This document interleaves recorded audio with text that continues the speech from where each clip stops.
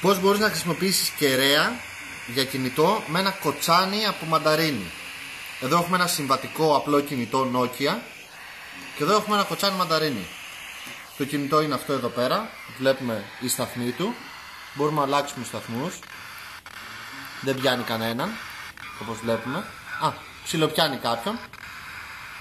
Και παίρνουμε το κοτσάνι από το μανταρίνι και το τοποθετούμε πίσω στη θήκη. Και βλέπουμε ότι το κινητό παίζει καθαρά μουσική. Μπορούμε να πλοηγηθούμε σε διάφορους σταθμούς. Τώρα δεν πιάνει κανένας, αλλά αν κουνήσουμε λίγο το κοτσάνι,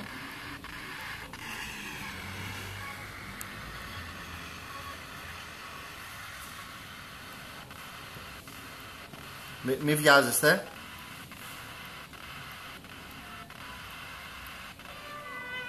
Το βλέπετε το κοτσάνι? Βγήκε. Τώρα μπήκε. Τι έγινε? Πάλι βγήκε το κοτσάνι. Να το. Μπαίνει μέσα εδώ και βλέπει.